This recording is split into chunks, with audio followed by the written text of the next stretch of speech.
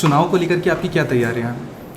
आपने कहा कि आपके प्रतिद्वंदी जो हैं वो आपको दूरबीन से भी नहीं दिखाई देते हैं। ये आपका विश्वास है या अहंकार? आपके प्रतिद्वंदी के बारे में हमने बात की, अब आपके जो कुछ करीबी हैं थोड़ा उनके बारे में बात करते हैं। किनके तरफ इशारा है आपका? आप समझ रहे हैं जो बीजेपी, मैं तो समझ रहा हूँ लोग, लेकिन अंतिम समय में क्या हो रहा है कि जो जेएमएम है, जिस तरह से इन्होंने डेथ ओवर बैटिंग की हुई है, मैया सम्मान योजना, बिजली बिल माफ़ कर देना और भी कई तरह की स्कीम, तो आपको लगता है कि वापस से बीजेपी की गवर्नमेंट फॉर्म हो रही है स्टेट में? पीजीटी के जो एग्जाम्स हुए उसमें कई तरह के एलिगेशन लगे और कई जगह पे इसके जो है सबूत भी मिले कि एग्जाम में धांधली हुई थी। सीजीएल एग्जाम में भी देखा गया, पेपर लीक के बारे में बात आई है। इससे पहले 28 जनवरी को एग्जाम हुए थे, उसमें भी क्वेश्चन पेपर आउट हो गए थे। सरकार के लोग क्वेश्चन लीक आउट करके पैसा वसूलने का काम कर रहे हैं। बार बार लीक आउट क्यों हो रहा है भाई? कि अगर आपकी सरकार बनती है तो ये एग्जाम्स में जो घोटाले हुए हैं इसकी आप जांच कराएंगे? 100% जांच कराएंगे। आपकी सरकार बनती है तो उसमें आपका क्या रोल रहेगा? हमने भी एग्ज़ाम्स के बारे में बात की है। लोकतंत्र में चुनाव जो है एक बहुत बड़ा महापर्व माना जाता है और ये जो महापर्व है ये आपका भी एक एग्ज़ाम है, तो अपने एग्ज़ाम की तैयारियों के बारे में कुछ बताना चाहेंगे आप? आपने चेहरे के बारे में बात की, बीजेपी की अगर सरकार बनती है तो सीएम फेस के बारे में आप कुछ बताना चाहेंगे? जांच और आरोप पर जब बात हो ही रही है, आप पर भी कुछ एलिगेशन लगे हैं आय से अधिक संपत्ति के, इसके मामले में कुछ कहना है? मेरा आज के डेट में मेरा किसी से कोई संबंध खराब नहीं है। उसमें की चीज़ें तो उसमें खत्म हो गई वो बात। बोलिए मैं फ़ोन लगाता हूँ, मेरे फ़ोन पर फ़ोन उठाएंगे वो नहीं, हम बात करेंगे उनसे भी। जी, आपसे हमने तमाम विषयों पर बात की। मैं लोकल के एक मुद्दे पर भी आपसे मैं बात करना चाहूँगा। सारट से जो देवघर जाने वाली जो सड़क है, वहाँ पुल की जो स्थिति है, कई बार देखा गया कि वो जर्जर है। मधुपुर जाने वाली सड़कों में भी देखा जाए तो पुल के आसपास की जो जगह है और कुछ जगह बहुत ही जर्जर हालात में है। देखो, मैं इस विषय पर मैं बहुत अच्छा क्वेश्चन आपने किया, इसलिए मैं धन्यवाद देता हूँ, क्योंकि इसको लेकर बहुत विपक्ष यहाँ भ्रांतियाँ पैदा कर रही है हमारे विरुद्ध।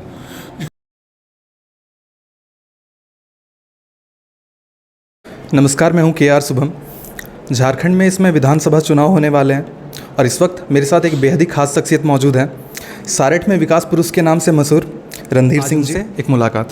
सो वेलकम टू द शो। आपके चैनल के माध्यम से तमाम क्षेत्रवासियों, राज्यवासियों, देशवासियों को बहुत बहुत शुभकामना। अभी भी नवरात्रि बीता है, आने वाला दीपावली, छठ की हार्दिक शुभकामना।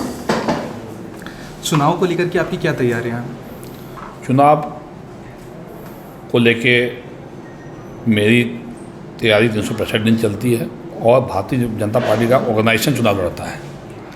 हम लोग सिर्फ चेहरा होते हैं, बाकी चुनाव ऑर्गेनाइजेशन लड़ती है। भारतीय जनता पार्टी का संगठन साठ विधानसभा के अंदर काफ़ी मजबूत है और संगठन चुनाव लड़ता है। हम लोग सिर्फ चेहरा है, चेहरा के रूप में हम लोग काम किए हैं जनता के बीच में और जनता हम लोग के काम से खुश है।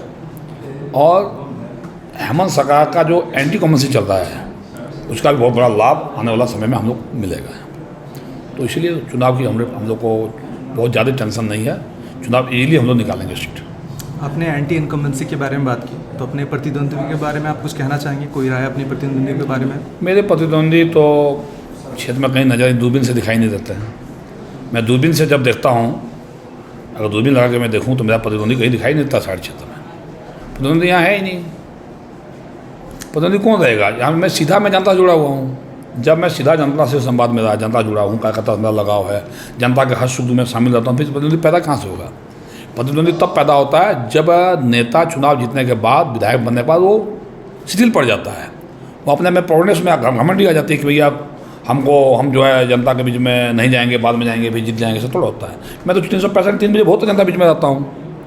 तो हम में भी घमंडी है, मुझे भी घमंड है। घमंड किस चीज़ का है? घमंड इस चीज़ का है कि मैं जनता का सेवा किया हूँ और जनता हमारे साथ खड़ी है। उस सेवा और काम का रिजल्ट मुझे देगी जनता, इस चीज़ का मुझे घमंड है।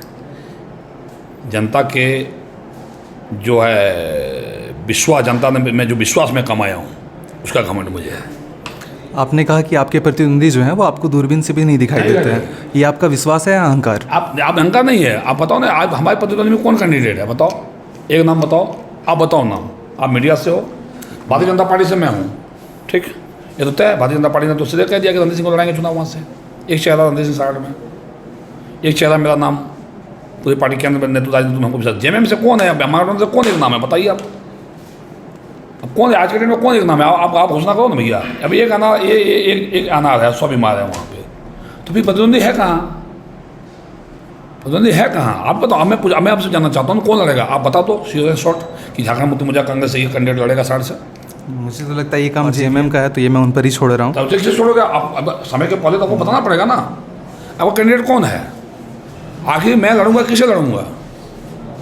कैंडिडेट कहाँ है बताओ? तो कैंडिडेट है ही नहीं सामने में, तो प्रतिद्वंदी की बात कहाँ से आ गया? इसलिए मैं कहता हूँ दूरबीन से दिखाई नहीं देता प्रतिद्वंदी। जब प्रतिद्वंदी सामने आएगा, भैया जब प्रतिद्वंदी सामने आएगा तो दूरबीन से भी दिखाई देगा। अभी तो नहीं दिखाई देगा दूरबीन से। दूरबीन में शब्द मैं इसलिए इस्तेमाल किया कि भैया अभी कौन प्रत्याशी है मांगठन का 60 विधानसभा में? कोई बता दे। 60 विधानसभा एक मैं छोड़िए, 60 विधानसभा का पत्रकार छोड़िए, एक जनता बता दे, या झारखंड मुक्ति मोर्चा कांग्रेस राजद का कोई कार्यकर्ता बता दे कि ये मेरा प्रत्याशी ये है। कोई आत्मविश्वास के साथ बता नहीं पा रहा है। इसलिए मैं कहा दूरबीन से मुझे दिखाई नहीं दे रहा कौन है। जब घोषणा हो जाएगा तो मैं देखूंगा, तो आंख से भी दिखाई देगा, दूरबीन से भी दिखाई देगा। अभी तो नहीं दिखाई दे रहा है, इसलिए मैंने कहा। आपके प्रतिद्वंदी के बारे में हमने बात की, अब आपके जो कुछ करीबी हैं थोड़ा उनके बारे में बात करते हैं। निशिकांत दुबे से आपके कैसे संबंध रहे? हाल फिलहाल में कुछ तल्ख दिखिए। देखिए, राजनीतिक विचारधारा भारतीय जनता पार्टी विचारधारा से हम लोग जुड़े हुए हैं। चाहे निशिकांत जी हों, मैं हूँ, आप हों, कोई भी हों, हम लोग भारतीय जनता पार्टी के विचारधारा से जुड़े हुए हैं। भारतीय जनता पार्टी विचारधारा के साथ हम लोग सब हैं, सम परिवार के सदस्य। परिवार में किन्हीं चीज़ों को लेके, किन्हीं विषय को लेके अपने अपने मत हो सकते हैं। उन दिनों भी निशिकांत जी से मेरी कोई झगड़ा नहीं हुई थी। मैंने इतना ही कहा था कि कोई भी चीज़ को, विषय को ट्वीट एडवांस नहीं करना चाहिए। उसके लिए पार्टी की प्रवक्ता होता है, पार्टी का प्रवक्ता है, पार्टी के नेता हैं, पार्टी में चैनल बना हुआ, चैनल फॉर्म पर, तो वो कुछ चीज़ें जो ट्वीट हो जाती थी उस पर हमने आंगुली उठाया था। तो चीज़ें उसमें की चीज़ें तो उसमें ख़त्म हो गई वो बात। तो मेरा आज के डेट में मेरा निशिकांत जी से कोई संबंध खराब नहीं है। बोले मैं फ़ोन लगाता हूँ, अभी मेरे फ़ोन पर मेरे फ़ोन उठाएंगे वो, अभी उनका फ़ोन आएगा मैं रिसीव करूँगा। हम लोग तो हमेशा बीच में बात होती रहती है। नहीं, हम बात करेंगे उनसे भी। ऐसा अमूमन देखा गया है कि वोटर्स की जो मेमोरी है वो काफ़ी शॉर्ट टर्म की मेमोरी रहती है। उन्हें इस बात से बहुत ज़्यादा फ़र्क नहीं पड़ता है कि 4 साढ़े 4 साल क्या हुआ, लेकिन अंतिम समय में क्या हो रहा है। और हेमंत सोरेन की जो जेएमएम है, जिस तरह से इन्होंने डेथ ओवर में बैटिंग की हुई है, मैया सम्मान योजना, अंतिम समय में बिजली बिल माफ़ कर देना और भी कई तरह की स्कीम, तो आपको लगता है कि वापस से बीजेपी की गवर्नमेंट फॉर्म हो रही है स्टेट में? आप झारखंड और देश की जनता शॉर्ट टर्म याद रखने वाली जनता नहीं है, लंबे समय तक कामों को याद रखने वाली जनता होती है। ठीक है, आप बोलते हो अगर जनता शॉर्ट टर्म याद रखती तो मोदी जी को तीसरी बार प्रधानमंत्री नहीं बनाता। जनता शॉर्ट टर्म याद रखती तो तीसरी बार हरियाणा में सरकार बीजेपी की नहीं आती। ऐसा है, हेमंत सोरेन जी ने वो जो मैंडेट जनता ने दिया था 60 महीने के लिए दिया था ना, तो 60 महीना तक में आपने कहा कि 5 लाख नौजवानों को रोजगार देंगे सालाना। तो राजी से 5 साल में कितना लोगों को रोजगार दिया आपने? तो क्या ये क्या युवा भूल जाएंगे? सबसे बड़ा यूथ फोर्स है। सत्ता पर बैठाना और सत्ता पर उतारना युवा शक्ति करती है। जो 18 साल से लेके 40 साल के जो की वोटर मतदाता होते हैं वो किसी को भी कुर्सी पर बैठा कर उतार सकता है। सरकारें बनाती है, बिगाड़ती है। तो उसको तो आप नाराज कर लिए, वो उनके साथ है क्या? जहाँ तक लगा आपने कहा मैया सम्मान योजना, तो आपने क्या कहा था? मैं चूल्हा खर्च दूंगा 72,000 रुपये सालाना महिलाओं को। आपने दिया क्या? आप 2 महीना के लिए दिए। आपने दम है तो 18 महीना का जो बकाया वो महिला को दे दो, खत्म है। आप 1,000 रुपये के हिसाब से 18,000 रुपया दे दीजिए 18 महीना का, आप तब मैं मानूंगा आप में दम है। अब दे दो ना। आप 2 महीने के लिए सका था क्या? तो आप 2 महीने के लिए महिलाओं को दे रहे हैं, तो आप हम भी तो जनता बीच में जा रहे हैं, हम लोग भी बीजेपी वाले, हम भी तो कह रहे हैं भैया कि आप ये तो 2 महीने के लिए आपको दिया। हमारी सरकार है कि हम तो आपको पाला के मेरिट से देंगे, जैसे हम लोग छत्तीसगढ़ में दे रहे हैं, जैसे हम मध्य प्रदेश में दे रहे हैं, जैसे हम राजस्थान में दे रहे हैं, आपका सॉरी ये असम में दे रहे हैं। हम तो पाला के मेरिट से आपको देंगे। मैं आ रहा हूँ इस पर। आपने भी रोज़गार के बारे में बात की। पीजीटी के जो एग्ज़ाम्स हुए झारखंड में, तो उसमें कई तरह के एलिगेशन लगे और कई जगह पे इसके जो है सबूत भी मिले कि एग्ज़ाम में धांधली हुई थी। इसके बाद सीजीएल एग्ज़ाम में भी देखा गया, पेपर लीक के बारे में बात आई है कि इससे पहले 28 जनवरी को एग्ज़ाम हुए थे, उसमें भी क्वेश्चन पेपर आउट हो गए थे। इसके बारे में आपकी क्या राय है और आपने क्या प्रयास किया? हमारे प्रदेश अध्यक्ष आदरणीय बाबूलाल मंडी जी ने और हमारे नेता प्रतिपक्ष आदरणीय अमर बावरी जी ने सीबीआई जाँच की मांग की। इसमें हेमंत सरकार में तनी दम है, आचार संहिता भी नहीं लगाया, आज भी उनकी कैबिनेट बैठक है, तो उनको तो सीबीआई जांच के लिए मामला को रेफर कर देना चाहिए कि भाई पेपर लीक किसने किया। सरकार के संरक्षण में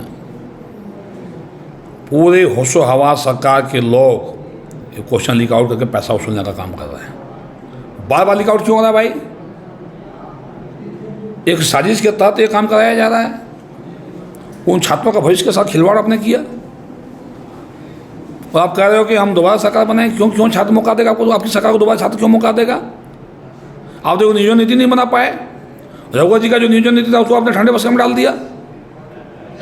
जब आप नियोजन नीति नहीं बना पाए 5 साल में तो आप रोजगार कहाँ से दोगे भैया आप? इसलिए ये सरकार से जनता का पूरा विश्वास टूट चुका है। हाँ, कुछ मतदाता ऐसे हैं जो बीजेपी के एंटी वोटर हैं, तो हमें हम लोग को कम वोट देता है, कम देगा वोट वो, तो वो तो उसके पास जाकर पूछोगे तो कहेगा। किन की तरफ इशारा है आपका? हाँ, किन की तरफ इशारा है आपका? आप समझ रहे हैं? जो बीजेपी, मैं तो समझ रहा हूँ बीजेपी को अपना हिंदुस्तान में बीजेपी का वो सब कुछ लेता है। मोदी जी का प्रधानमंत्री आवास लेता है, मोदी जी का राशन लेता है, मोदी जी का गैस लेता है, मोदी जी का किसान सम्मान लेता है। साफ पता है वोट बीजेपी को देने में परहेज करता है। उससे वोट तो बीजेपी वोटर नहीं है, तो उसके पास जाओगे तो बीजेपी का एक से बोलेगा, वो तो उनका गुणगान करेगा, जो वोट बढ़िया जोड़ना है उसके लिए बहुत का ख्याल आता है वो। अच्छा, अभी आपने जनता के विश्वास के बारे में बात की, तो क्या आप इस बीजेपी की बिहाफ पे आप इस बात का आश्वासन दे रहे हैं कि अगर आपकी सरकार बनती है तो ये एग्जाम्स में जो घोटाले हुए हैं इसकी आप जांच कराएंगे? 100% जाँच कराएंगे। और हम सिर्फ एग्ज़ाम के ही नहीं, सारे विभागों का जाँच कराएंगे। जितने भी विभाग हैं जहाँ गड़बड़ियाँ हुई है वो सारी चीज़ जाँच होगा। झारखंड का खजाना को इससे किसी को लूटने नहीं दिया जाएगा ना, और किसी के छात्रों से बहिष्कार करने किसी को मौका नहीं दिया जाएगा। ये होगा जांच। जब जांच के बारे में बात हो रही है तो मेरा एक और सवाल रहेगा आपसे। आप पर भी कुछ एलिगेशन लगे हैं आय से अधिक संपत्ति के, इसके मामले में कुछ कहना है? मेरे पर कोई एलिगेशन नहीं लगा है। मैंने जो चुनावी हलफनामा दिया है उसमें ओपन टू ऑल है। 2014 में हमने जो चुनावी हलफनामा दायर किया था, ठीक है, और 2019 में जो चुनावी हलफनामा हमने दायर किया है उसमें एक भी संपत्ति अगर नया होगा तो मैं राजनीतिक संन्यास ले लूँगा। संपत्ति वही है, मार्केट वैल्यू बढ़ा के, उसमें मार्केट वैल्यू लिखने का नहीं था। उसमें 2014 में जो देखो चुनावी हलफनामा, आप तो नेट पर निकाल लो ना उसको, आप निकाल सकते हो। 14 में हम क्या भरे हैं, ज़मीन मेरी वही है। 14 में पहली बार विधायक बने, ज़मीन खरीदा हमने 2005 में जब हम एम्प्लॉई थे CL का। ज़मीन खरीदा हमने 2009 में। 14 में तो हमने ज़मीन नहीं खरीदा, 15 में नहीं खरीदा, 16 में नहीं खरीदा, 17 में नहीं खरीदा, 18 में नहीं खरीदा, 19 में नहीं खरीदा। तो उस संपत्ति का मार्केट वैल्यू उसमें लिखने का कॉलम नहीं था। उसमें सिर्फ सरकारी वैल्यू था, मार्केट वैल्यू हमारे वकील ने बढ़ा के लिख दिया। वो मार्केट रेट से ज़्यादा हो सकता लिख दिया या कम लिखा है, तो एक तो अनुमानित लिखा हुआ उसमें, अनुमानित कि मेरी 52 बीघा में ये ज़मीन था, 2009 में हमने खरीदा, उसमें ऐसा कीमत 50 लाख था। 14 में 19 में हमने 1 करोड़ दिखा दिया। अब 1 करोड़ है या नहीं, वो इससे भी जाँच करे। कम है तो कम होगा, ज़्यादा होगा ज़्यादा होगा। भाई संपत्ति तो नया नहीं खरीदा मैंने ना, उसको किसी ने PL दर्ज किया, इसको सरकार ने उठा के अनाथालय में डाल दिया। इसी में तो हम तो इसी में पेश कर रहे हैं, कौन भाग रहा है इसे भैया? जब जांच और आरोप पर जब बात हो ही रही है, हाँ? हेमंत सोरेन पर जो लीज को लेकर के जो एलिगेशन जो लगे हुए थे, वो अभी कुछ समय पूर्व जेल से बाहर भी आए हुए हैं। इसके बारे में आपको कुछ कहना है कि आरोप तो उन पर भी उनके ऊपर जो आरोप लगा था कोर्ट ने उनको अभी बेल दिया है। कोर्ट ने बेल दिया उनको, वो आरोप अभी खत्म नहीं हुआ है। उस पर तो अभी बहस होगा, अभी कोर्ट में मामला चलेगा ED में केस में। तो अभी तो आपको हम अभी कोई केस में हमको FIR दर्ज हो गया, हमको कोर्ट ने बेल दे दिया, तो क्या हम बरी हो गया क्या? आओ भाई, तो जजमेंट जब फाइनल जजमेंट होगा तब ना साबित होगा सच्चाई क्या है। अभी तुमको सिर्फ बेल मिला है, इसमें बहुत ज़्यादा है तो बचाने की जरूरत नहीं है। बेल मिला है ना, बेल उनको मिला है, केस होने के बाद बेल मिलता है। अब केस भी 2-4 साल चलने बाद केस खत्म होता है, उसमें या तो सजा गलत होता, सजा होता है तो बरी होता है, तो उसमें वो क्लीन चिट मिलेगा कि नहीं मिलेगा तब का बात हम करूँगा। अभी मैं उसमें क्या कहूँगा। अच्छा, जैसे भी मैंने आपसे एग्ज़ाम के बारे में कहा, इसी तरह कई बार देखा गया कि अलग अलग जो स्कीम्स होते हैं उसमें भी कई बार कट मनी या आवास योजना कई बार ऐसा देखा गया है कि एक आम व्यक्ति जो ऑलरेडी हर जगह से थका करके जाता है अपने अधिकारों की मांग के लिए, तो उनसे कहा जाता है कि पहले आपको एक चढ़ावा देना पड़ेगा वरना आपका काम नहीं होता। और कई बार ऐसा देखा गया कि सेंटर और स्टेट में जब अलग अलग सरकारें होती है तो जो जनता है उन्हें उनका लाभ जो है, उनका जो अधिकार है, उन्हें पूर्ण तौर पर नहीं मिल पाता है। ये क्यों हुआ? ये ज़्यादा पैसा वसूली का बात क्यों आई सामने में योजनाओं में? कारण है, कोई भी योजना चलाना बहादुरी नहीं है। उस योजना के मॉनिटरिंग संबंधित विभाग को, मंत्रालय में कोई मंत्री बनता है। मंत्री क्यों बनता है? मंत्री का काम क्या है? अधिकारियों पर नियंत्रण करना, योजनाओं को सही तरीके से इम्प्लीमेंट कर देख रेख करना। जब अबुआ आवास आपने चलाया तो अबुआ आवास का सिस्टम आपने इतना गलत बना दिया कि अबुआ आवास का चयन का प्रक्रिया इनका गलत है।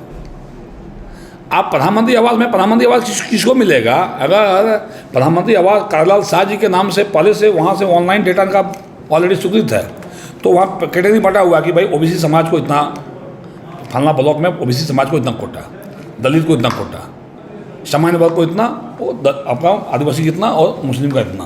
कोटा सिस्टम है वो मोदी सरकार में, कोटा सिस्टम है। आप मान लीजिए कोटा में पहले से मान लीजिए मुस्लिम का मान लो 60, मान लो एक पंचायत है मेरा असनबनी पंचायत, असनबनी पंचायत में अगर मुस्लिम समाज को 150 लोग वेटिंग लिस्ट में है, ऑनलाइन डेटा इसका तैयार है प्रधानमंत्री आवास का, 150 तैयार है, तो 150 तैयार है तो उसमें आया मान लो मुस्लिम का 50, तो सीरियली 50 का निकलेगा पहले, 1 to 50 पहले निकल जाएगा वो, फिर बाकी वेटिंग में रहेंगे। तो उसमें जब पार्टिकुलर जब 50 को लोग का निकलना है, 50 आवेदक को, तो वहाँ कोई घुस नहीं चलेगा क्योंकि 50 उन्हीं का होना है। यहाँ तो है कि भैया ऊपर से नीचे किया जा रहा है, ग्राम सभा करने, आप ग्राम सभा करने दे दिया अधिकार, ग्राम सभा करने से सारा जड़ तो ग्राम सभा है।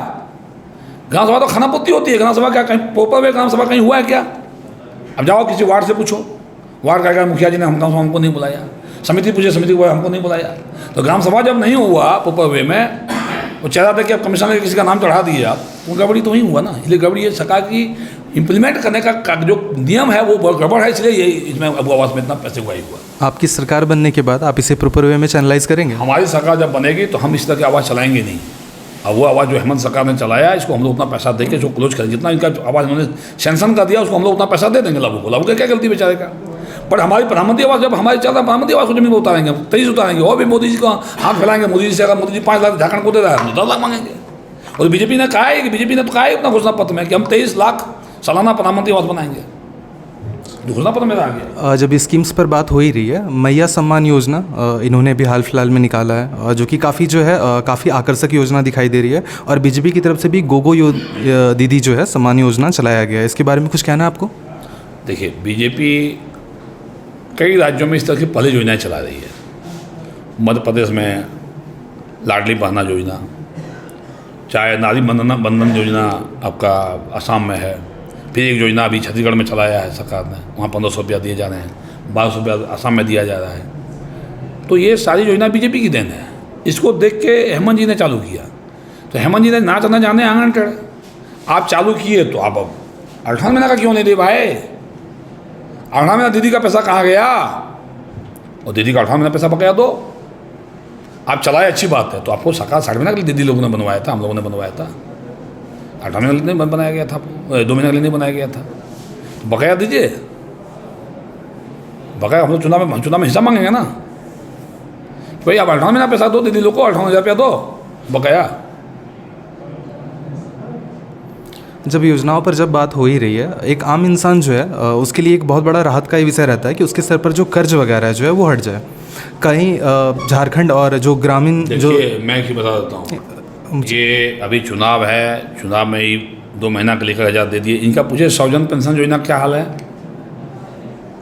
4 महीना 5 महीना का जो बकाया है पैसा, जो सौजन पेंशन योजना जो हेमंत जी ने चलाया, तो जो महिलाओं का, दिव्यांग का, बूढ़े का जो 4-4 महीना का पैसा बकाया है वो कौन देगा? योजना चलाना, घोषणा करना आसान है, देना इम्प्लीमेंट करना बाद इम्प्लीमेंट करो।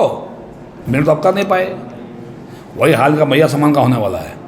इसलिए भाजपा की सरकार आएगी, हम सौजन पेंशन में योजना ही चलाए हैं, उसका भी सारा बकाया पैसा देंगे और उसको भी कंटिन्यू पैसा देते रहेंगे। और ये भी गोगो दीदी सम्मान योजना में हर महीना 2100 रुपया पहला कैबिनेट से देंगे बहनों को।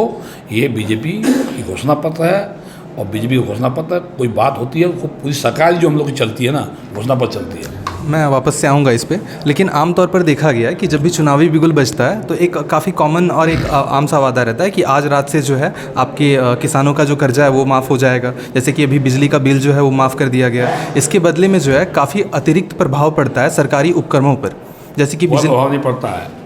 झारखंड जैसे प्रांत, झारखंड में पैसे की कोई कमी नहीं है।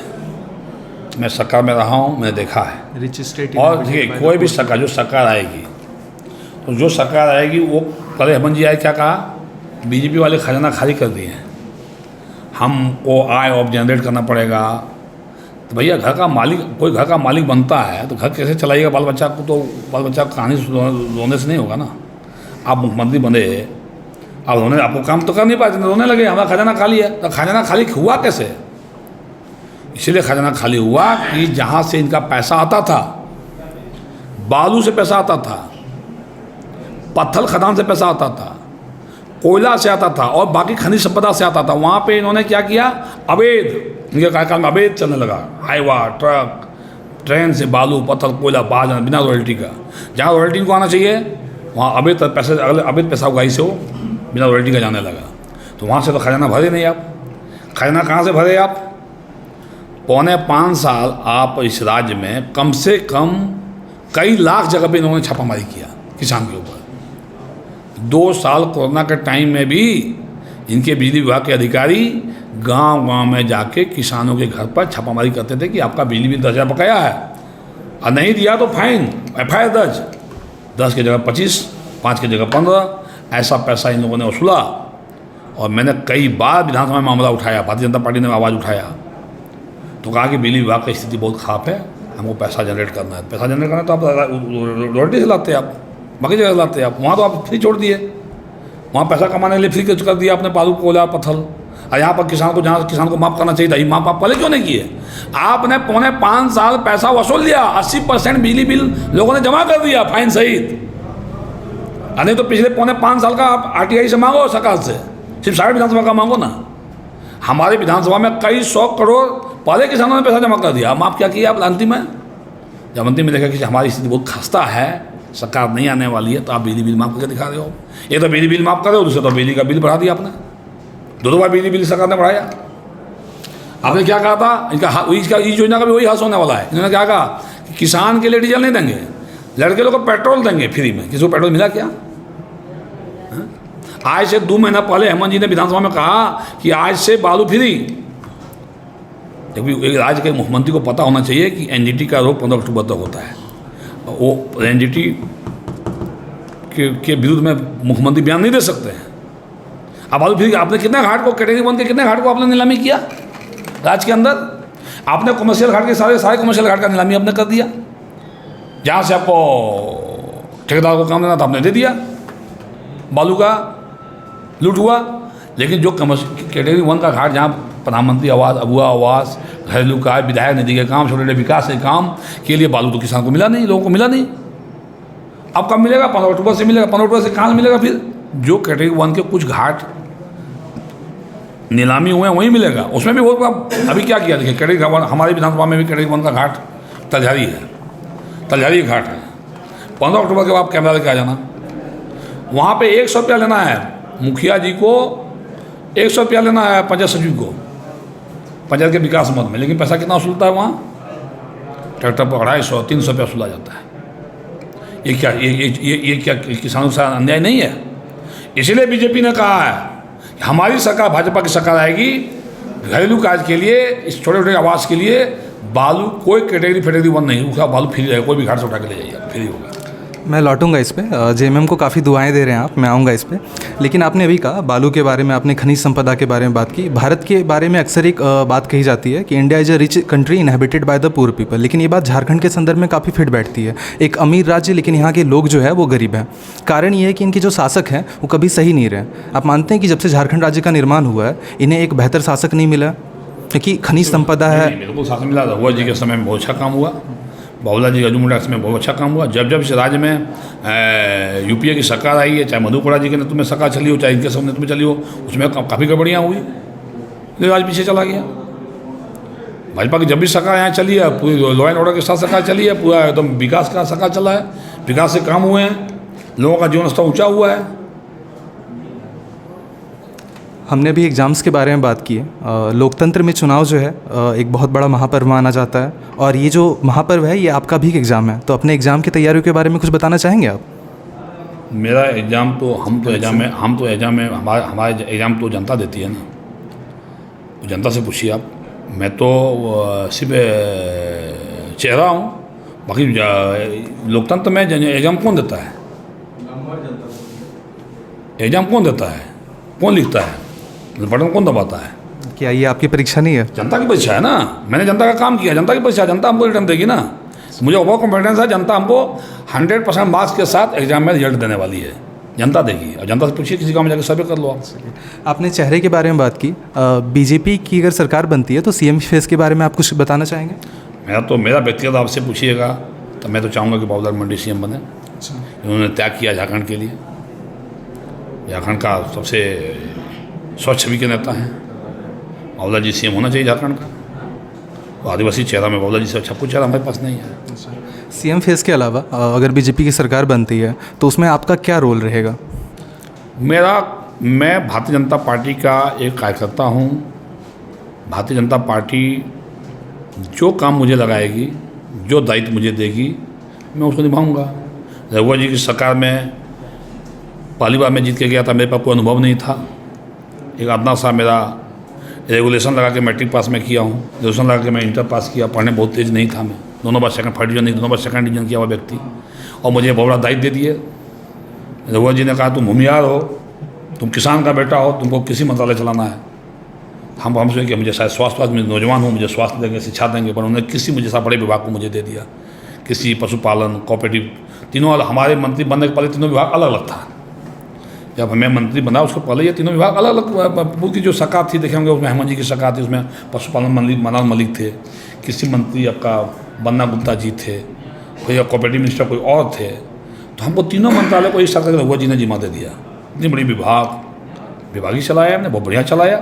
और कृषि विकास का ग्रोथ -4.5% था, झारखंड में +14% में ले गया। उससे मेरा भी तो मैं हमें कहीं रख दिया शायद, मुझे तो प्रशस्ति पत्र भी दिया उसमें। भारत सरकार के केंद्रीय मंत्री जी ने मुझे बुला कर मुझे प्रशस्ति पत्र दिया। प्लस फिर एक बार और मैंने धान उत्पादन में झारखंड का काफ़ी अच्छा परफॉर्मेंस किया, उसके लिए 2 करोड़ रुपया झारखंड को इनाम भी दिया। झारखंड सरकार के खजाना में पैसा मैंने भेज दिया 2 करोड़ रुपया। तो वो तो मेरा सर्टिफिकेट तो खुद दिया केंद्र सरकार ने कि बहुत बेस्ट कृषि मंत्री को मैंने अपने काम किया, आपके विभाग ने काम किया। तो वो पूरी टीम को गया, बट मैंने उसका मैंने अपने हाथ से लिया। वो प्रशस्ति पत्र मेरे घर में भी रखा हुआ है कॉपी। रणधीर जी, आपसे हमने तमाम विषयों पर बात की। मैं लोकल के एक मुद्दे पर भी आपसे मैं बात करना चाहूँगा। सारट से जो देवघर जाने वाली जो सड़क है, वहाँ पुल की जो स्थिति है, कई बार देखा गया कि वो जर्जर है। मधुपुर जाने वाली सड़कों में भी देखा जाए तो पुल के आसपास की जो जगह है और कुछ जगह बहुत ही जर्जर हालात में है। देखो, मैं इस विषय पर मैं बहुत अच्छा क्वेश्चन आपने किया, इसलिए मैं धन्यवाद देता हूँ, जो इसको लेकर बहुत विपक्ष यहाँ भ्रांतियाँ पैदा कर रही है हमारे विरुद्ध। इसको मैं स्पष्ट करना चाहता हूँ कि ये सड़क पहले PWD में था, और इस सड़क को हमने आदरणीय नितिन गडकरी से मिलकर जो रामपुर हाट डुमरी जो NH सड़क बना 114, ये उसका पार्ट मैंने इसको बनाया। ये पार्ट कहीं और से होने वाला था, ये मधुपुर से कहीं और साइड से निकलने वाला था। संयोग से उसमें मैं मिनिस्टर था, और मैंने आदरणीय रघुवर जी से, मुख्यमंत्री जी से मैंने लड़ाई लड़ा। गडकरी से, रघुवर जी ने गडकरी से बात किया कि नहीं, 60 विधायक जो मंत्री जो बोल रहा है 60 मेन रोड इसे गुजरना चाहिए। जिससे जब मैं विधायक नहीं था, हमारे कोई विपक्षी यहाँ विधायक थे जो विपक्षी आवाज़ उठा रहे हैं, वो शर्म आनी चाहिए कि साहेबगंज गोविंदपुर जो हाईवे बना, तो बगदाहा से पालाजोरी खागा मेन रोड था दुमका जाने का, उसको क्या किया लोगों ने, फतेहपुर होते हुए चला गया।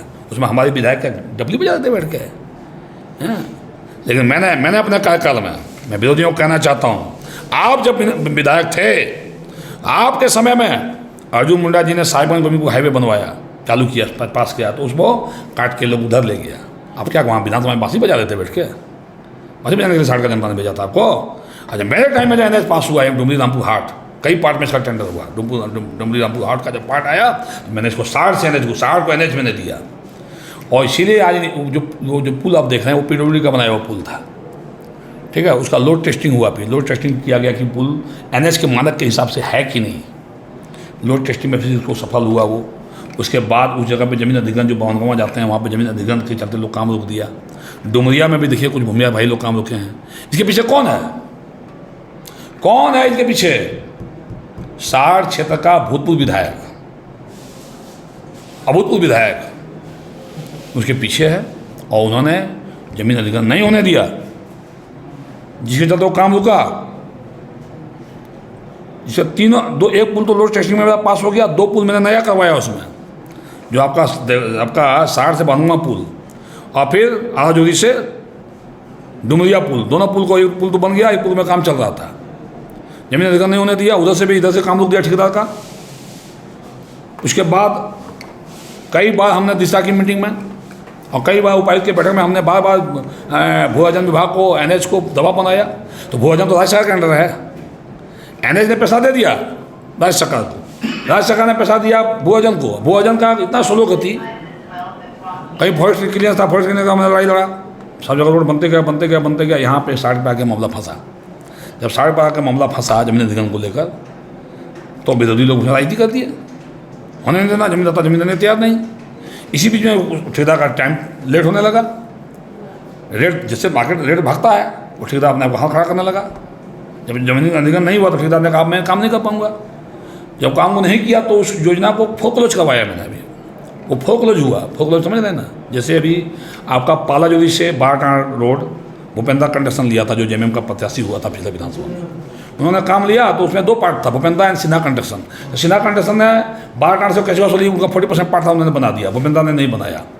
अब जब भी हम उस मामला को उठाते थे विधानसभा में जाके तो पीडब्ल्यूडी मिनिस्टर सीएम और सीएम का चेता कैंडिडेट ठेकेदार बाहर के जाकर मामला के फंस जाता था। आगे जानता होता सीएम को ऑर्डर देना था उसको फोरक्लोज करने का या डिवाल करने का। तो जब ये लोग नहीं किया तब जब हमने दबाव दिया तो उन्होंने क्या किया, जज साहब, हमारे एक जज हैं झारखंड में हाईकोर्ट माननीय जज, जिनका गांव पड़ता है मुकौना क्षेत्र में, तो उनके पत्रकार जान रहे होंगे। हाँ, उस रोड का उसी ठेकेदार का काम था, जो ठेकेदार जो लिया भूपेंद्र कंस्ट्रक्शन। तो वो उन्होंने वो जज साहब ने दबाव दिया झारखंड सरकार को, जब उंगली उठाया कि मेरा गाँव का रोड का स्थिति है, और डर से उसका रोड का फोरक्लोज कर दिया, रीटेंडर कर दिया। तब फिर हमको मुद्दा मिला कि आप जज के कहने पर ये रोड का कर दिया तो ये विधायक कर रहे हैं, विधायक क्यों नहीं कर रहे हैं आप? तो मेरे उतना हल्ला करने के बाद भी 1 साल लगा हमको, तभी फोरक्लोज हुआ, रीटेंडर हुआ। टेंडर भी तक खुला नहीं है, कल आज वो होता है अच्छा, आज खुलेगा, कल खुलेगा, तभी काम चालू होगा। उसको 3-4 कॉन्ट्रैक्टर पार्टिसिपेट किया था कॉन्ट्रैक्टर्स में। उसी तरह से फोरक्लोज इसको भी हम लोग करवा रहे हैं NH 16 को, फोरक्लोज का प्रक्रिया में है। फोरक्लोज का फिर रीटेंडर इसका होगा आने, अगर उसमें 16 करोड़ रुपया बचा हुआ था उस रोड में NH 16 में, तो 16 करोड़ की जगह पे वो अभी हो जाएगा 28 करोड़ का एस्टिमेट बना उसमें फिर से फोरक्लोज का। तो 28 करोड़ का फिर रीटेंडर होगा, फिर जमीन देगा तो काम होगा। अब कोई विरोधी मोबाइल से बोल रहा है, एक मंत्री, ये सारा रोड बहुत खराब है, जब मोहरम भर कितना रोड भर दिया भाई। मंत्री कहने पर भी क्या स्थिति है, जाकर देख लीजिए, भरा है क्या? ये सस्ती लोकप्रियता। कभी लोग कहता रोड जाम कर दो, भाई NH का काम है। NH रोड जो देती है पैसा, तो रोड बनाने का काम भारत सरकार का है कि राज्य सरकार का है? मॉनिटरिंग कौन करेगा राज्य में? भोजन किसके पास है? तो NH जो पीडब्ल्यूडी के गवर्नमेंट पीडब्ल्यूडी यहाँ देखेगा ना काम उसको। पीडब्ल्यूडी का भी पैसा 40% लगता है। हमने कई बार राज्य के सेक्रेटरी को कहा। तो ये राज्य सरकार की असफलता है। अगर हमारी सरकार होती तो कब का भोजन हम कर दिए होते, बन गया होता रोड। हमारी सरकार बनने दीजिए, विदिन 1 महीना में काम फाइनल करूँगा उसको। ऐसे अधिकारियों को नाप दूंगा जो अधिकारी काम रोकेगा। रणधीर जी, चुनावी व्यवस्था के बीच में भी आपने हमारे लिए इतना समय निकाला, इसके लिए आपका बहुत बहुत आभार। बहुत अच्छा आपने क्वेश्चन किया NH 16 को लेकर। जो भ्रांतियाँ थी आपके माध्यम से कम लोग जानेंगे क्षेत्र की जनता। मैं उम्मीद करता हूँ कि इलेक्शन के बाद भी मैं इसी तरह अपने तीखे सवाल और इल्ज़ाम के साथ आपसे नहीं, मैं तो तीखे सवाल आपने नहीं किया। आपके सवाल में दम था। आपके सवाल को एकदम 100% सवाल, आप लोकतंत्र के चौथे स्तंभ हो, आपको तो सच्चाई बोलना ही चाहिए। किसी भी राजनेता के पास जाओ, किसी भी पॉलिटिशियन के पास जाओ, आप सच्चाई को बोलो। हमने सच्चाई को पूछा, हमको अच्छा लगे खराब लगे, बट हमने जो सच्चाई पूछा हमने जवाब दिया। काफ़ी विषय पर आपने काफ़ी खुल करके काफ़ी बेबाक तरीके से अपनी बात रखी। मैं उम्मीद करता हूं कि इलेक्शन के बाद फिर मैं दोबारा आपसे मिलूंगा। अब आपकी सरकार बनती है, में भी चाहिए आप, इलेक्शन के बीच में भी आइए, चुनाव कैंपेनिंग समय में भी आइए, मेरी बातों को जनता तक पहुँचाइए। आप, मैं आपसे अपेक्षा रखूँगा। सरकार बनने के बाद भी आइए, वेलकम आपका रहेगा। चलिए, अब जनता आपकी बातों को कितना समझती है, किस तरह से लेती है? आपकी सरकार दोबारा आती है? जनता हमारी बातों को नहीं समझती है, जनता की बातों को हम समझते रहते हैं। साठ की जनता की हर बात को मैं समझता हूँ। जनता क्या चाहती है वो मैं करता हूँ, इसलिए मैं टिका हूँ। अगर हमारी बात हम जनता को जितनी थोपने लगेंगे, हम मैदान से आउट हो जाएंगे। जनता की बात को हम अपने दिमाग पर लेते हैं। चलिए, आपसे बात करके काफ़ी अच्छा लगा।